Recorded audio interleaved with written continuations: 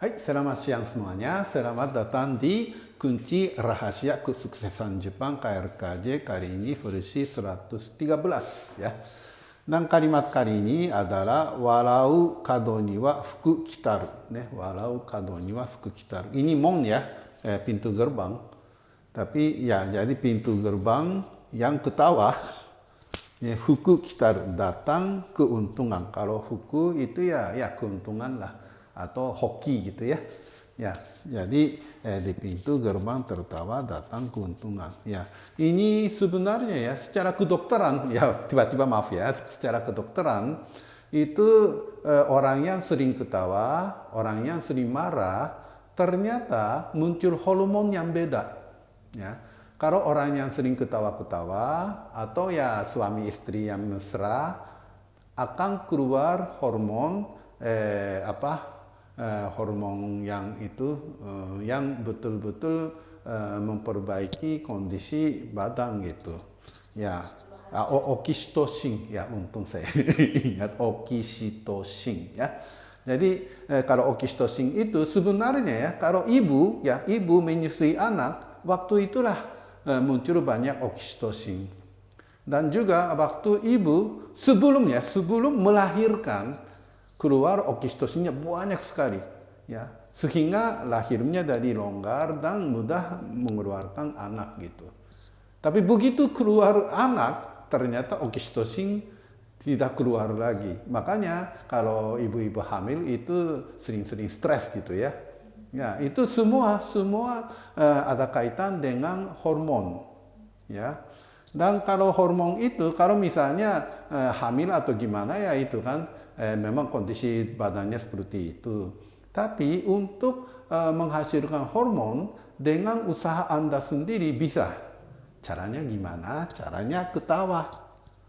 Ya, jadi walaupun ketawa buatan ya, walaupun ketawa buatan, walaupun sebenarnya tidak lucu, tapi kalau ketawa terus, lama-lama ketawa benaran gitu ya. Ya, kita sering-sering itu ya, misalnya perawak gitu ya, dan sebenarnya kesel. Tapi kalau nonton perawak itu saudaranya, bapak ibunya, anaknya ketawa semua, tahu-tahu ikut ketawa gitu kan. Jadi namanya ketawa itu ya bisa dilatih atau bisa pokoknya dipindahin gitu ya, ya menurarkan gitu ya.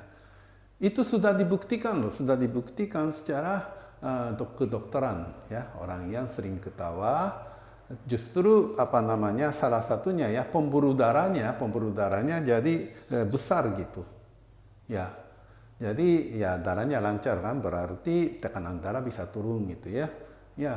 Ya ada bukti seperti itu ya. Jadi sebenarnya ya, dan sebaliknya orang yang sering marah-marah, sering stres, itu muncul hormon yang menyempitkan pembuluh darah, ya kan?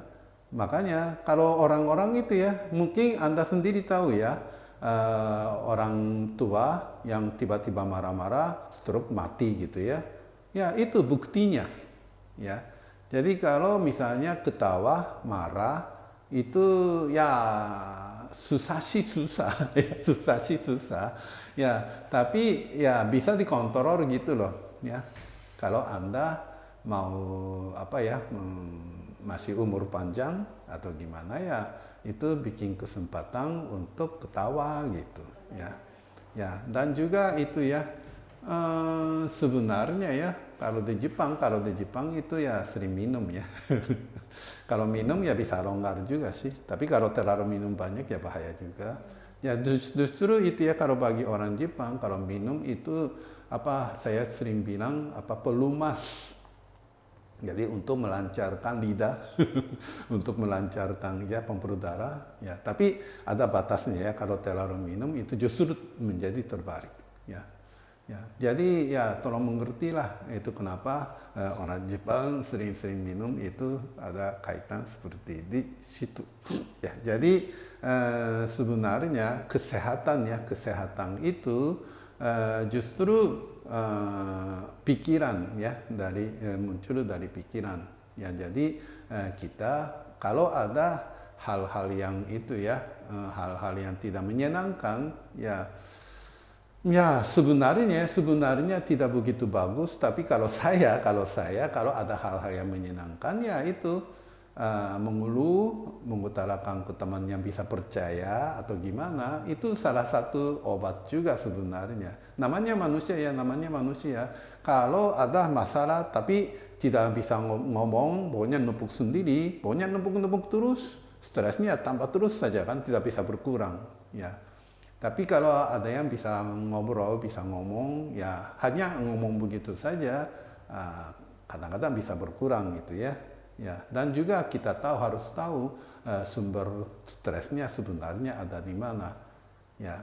Dan kalau kemarin saya sudah cerita sebenarnya nasib kita itu justru itu ya, adil ya. Nasib kita itu tumpuk-tumpuk dari kehidupan yang sebelum-sebelumnya gitu. Jadi bukan karena orang lain, semua karena saya ya. Kalau begitu tidak bisa salahin orang lain. Kalau tidak bisa salahin orang lain itu, kalau stres sih stres. Tapi kalau misalnya kalau saya sudah itu ya sadar ya, oh itu saya, ya kan? Kalau begitu, kalau itu diterima saja, mungkin stres bisa kurang juga. Dan satu lagi yang kemarin bilang ya kehidupan ini adalah sandiwara, ya kan? Pokoknya saya selalu memikirkan kehidupan yang berikutnya, ya kan? Misalnya saya mau main scuba diving, kalau misalnya itu kan menyelam di laut gimana ya kan, oh itu nanti kehidupannya berikutnya sajalah gitu. Misalnya saya lihat itu kan, saya sebenarnya suka otak-otakin musim-musim gitu ya. Tapi sekarang udah tua ya, kalau gitu sih kehidupan berikutnya aja gitu kan. Jadi ya itu juga bagi saya salah satu cara untuk menghilangkan stres gitu ya. Dan juga satu lagi menghilangkan stres adalah harus beraktivitas ya. Kalau saya sih itu ya, kegiatan saya yang paling utama adalah bikin majalah. Ya, bikin majalah, pokoknya satu hari ya 1 atau 2 naskah selesai, dengan begitu saja stres hilang ya. Karena capek, karena gimana, saya tidak ke kantor, hanya di rumah saja, justru stresnya tambah terus ya. Jadi cobalah Anda cara Anda sendiri untuk menghilangkan stres agar bisa ketawa ya. Dan kalau ketawa terus ya, nanti muncul oksitosin ya, hormon untuk memperlancar pembuluh darah dan segala. Oksitosin itu betul-betul hormon yang sangat bagus ya. Sebenarnya kalau peluk-pelukan sama istri paling enak sebenarnya untuk mengeluarkan oksitosinnya. Ya, itu salah satunya nih. Jadi ya kita ada yang bisa kontrol. Jadi sebenarnya kehidupan kita itu hal-hal yang bisa dikontrol dengan sendiri itu banyak sekali ya. Dan dengan kontrol sendiri dan meningkatkan kemampuan sebagai manusia, dan mari kita masuk surga. Terima kasih.